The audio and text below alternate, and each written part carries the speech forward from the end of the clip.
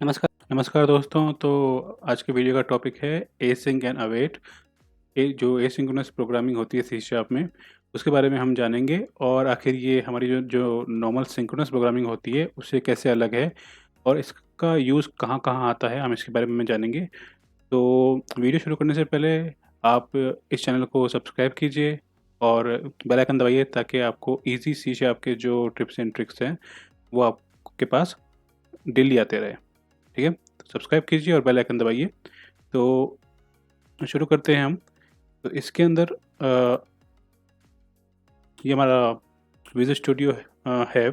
इसमें हम console application के थ्रू हम देखेंगे कि आखिर किस तरह से हम एसिंक्रोनस और जो सिंक्रोनस प्रोग्रामिंग है के अंदर क्या डिफरेंस होता है। चलिए ये देखते हैं। तो इसको मैं हटा देता हूँ। तो हम एक एग्जांपल लेते हैं। सपोज कीजिए एक फंक्शन है।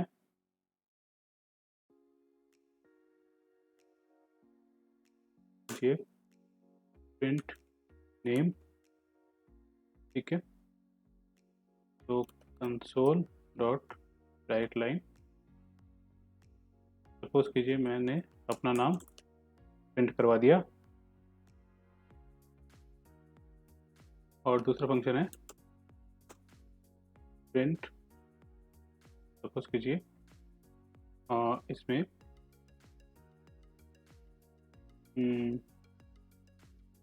ये हम एडिशन करवा देते हैं, जैसे प्रिंट सम। ठीक है, सम ऑफ, मान लीजिए 2 digits, sorry 2 numbers, and we will sorry console dot write line A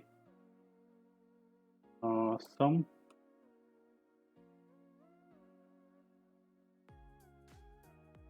is a plus. ठीक है, तो सिंपली हमने यहाँ पे 2 फंक्शन लिए हैं और ये 2 फंक्शन कुछ नहीं कर रहे, बस प्रिंट करा रहे हैं। अब यहाँ पे देखिए, अगर मैं इसको पहले प्रिंट नेम कॉल करता हूँ और फिर प्रिंट सम, जिसमें 1 और 2 का सम प्रिंट करवाता हूँ। तो यहाँ पे कंट्रोल को रोकने के लिए हम यहाँ पे रीड लाइन कर लेते हैं, ताकि जो नॉर्मल नेचर होता है प्रोग्राम का वो होता है अपने आप आउटपुट दिखा के बंद हो जाना। तो हम रोक सकें उस बंद होने को, और ताकि उसको एक कीबोर्ड का इनपुट की ज़रूरत पड़े आगे आगे जाने के लिए, यानी प्रोग्राम को बंद करने के लिए। ठीक, तो चलिए इसको रन कराते हैं।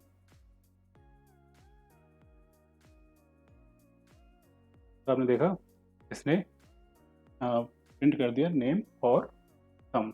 ओके, ये हो गया बहुत ही सिंपल कोड। और ये है क्या? ये एक्चुअली सिंक्रोनस प्रोग्रामिंग है। सिंक्रोनस प्रोग्रामिंग जो होती है, सिंक्रोनस प्रोग्रामिंग के अंदर आप एक के बाद एक, जैसे मान लीजिए पहले ये जब मेन फंक्शन से कोई भी प्रोग्राम स्टार्ट होता है, ये सब आप जानते हैं। तो अब यहाँ से इसने स्टार्ट किया, तो पहले इसको इसके अंदर गया, इस फंक्शन के अंदर पूरा इसको एग्जीक्यूट किया, फिर इसके अंदर, फिर इससे बाहर आया, फिर इसके अंदर गया और पूरा इसको सम कैलकुलेट करके फिर इसको एग्जीक्यूट किया, फिर बाहर आया, फिर कंसोल डॉट रीड लाइन को एग्जीक्यूट किया। तो इसके अंदर क्या हुआ? अगर मान लीजिए ये दूसरा जो फंक्शन है ये काफ़ी कॉम्प्लेक्स है, ये इतना आसान नहीं है कि हमने 2 फंक्शन ऐड कर दिए। तो सपोज़ कीजिए ये ऐसा फंक्शन है जो कहीं दूर सर्वर के ऊपर डेटा अपलोड कर रहा है, डेटा भेज रहा है, जीबीज ऑफ डेटा भेज रहा है। तो जीबीज ऑफ डेटा भेजने में ऑब्वियसली उसको टाइम लगेगा, तब तक console dot read line execute नहीं होगा, या फिर इसके नीचे कोई और चीज़ है तो वो एग्जीक्यूट नहीं होगी। तो कभी कभार ये होता है कोई चीज़ें हमें बैकग्राउंड में करनी होती है। तो अब ये मान लीजिए कि ये एक तरह से बैकग्राउंड में ही आपका वर्क करता है। और ये क्या करेगा? पहले इसको एग्जीक्यूट करेगा, फिर इसको इसके पास आएगा और फिर इसको एग्जीक्यूट करेगा, नॉर्मली हमारे सिंक्रोनस प्रोग्रामिंग में। तो ये हमारी सिंक्रोनस प्रोग्रामिंग है। ठीक है, और अब एसिंक्रोनस प्रोग्रामिंग के अंदर हम क्या करते हैं, हमें इस फंक्शन को एसिंक्रोनस हमें बनाना पड़ेगा। सपोज कीजिए ये फंक्शन काफ़ी कॉम्प्लेक्स है, जैसे इन दोनों के अंदर कंपेयर करें तो ये ऑब्वियसली कॉम्प्लेक्स है क्योंकि ये कुछ कैलकुलेशंस कर रहा है। तो इसको हमने एसिंक्रोनस बनाने के लिए हमें क्या करना पड़ेगा?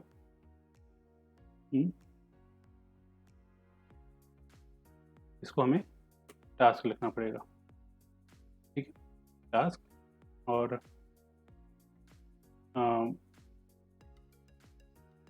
इसको async, ठीक है।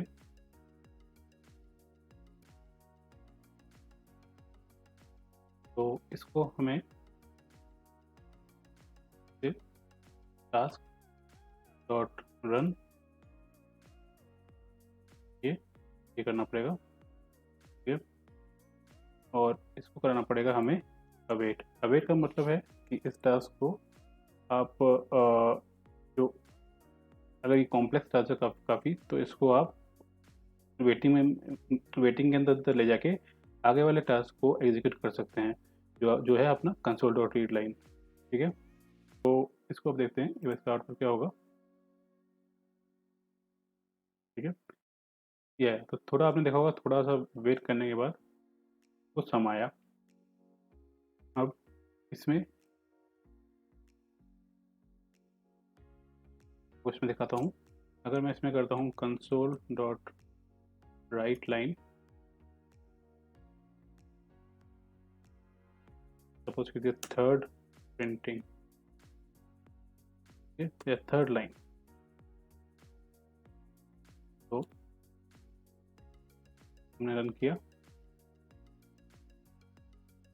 तो अब आप देखिए ये क्या हुआ कि पहले ऐश्वर्य शिवा प्रिंट हुआ, फिर थर्ड लाइन, फिर सम 3।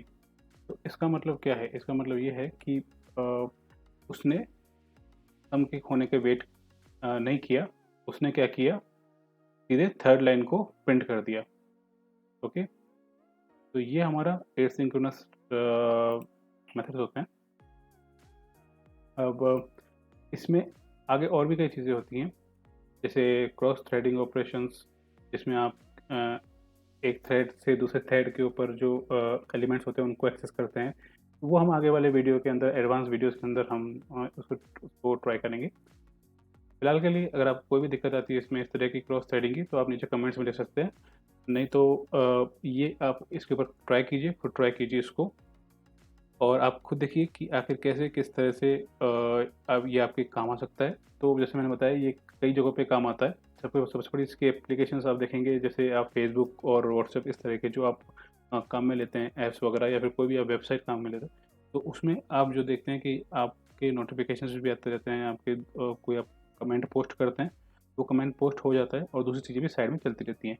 तो सब चीज़ें एसिंक्रोनसली चल रही हैं, और वो कोई एक चीज़ दूसरी चीज़ के होने का वेट नहीं कर रही, ओके। तो अगर वो एक दूसरे से डिपेंडेंट नहीं है, सपोज कीजिए ये फंक्शन अगर इस फंक्शन के ये फंक्शन अगर इस फंक्शन के, या ये फंक्शन इस फंक्शन के आउटपुट के ऊपर डिपेंड होता, तो वो उसको भी इंक्लूड करता है वेटिंग के अंदर, बट वो सिंस वो डिपेंडेंट नहीं है, तो वो आगे प्रोसीड कर जाएगा। तो ये हमारे सिंक्रोनस प्रोग्रामिंग होती है। और भी आपके कोई क्वेश्चन है तो यहाँ कमेंट में पोस्ट कीजिए, मैं आपके उसका रिप्लाई करने की कोशिश करूँगा, और अगर उस पर पूरा वीडियो बन सकता है तो मैं उसका वीडियो भी बनाऊँगा। तो आज के लिए बस इतना ही। आपको आई विश अगर ये वीडियो आपको अच्छा लगा तो आप लाइक कीजिए और सब्सक्राइब कीजिए चैनल को, ताकि आपको लगातार इस तरह के वीडियोस आपको आते रहे, और आपके सामने, और आपको और सी शार्प के बारे में जो टिप्स एंड ट्रिक्स है वो मालूम पड़ते रहे। तो आज के लिए बस इतना ही। धन्यवाद।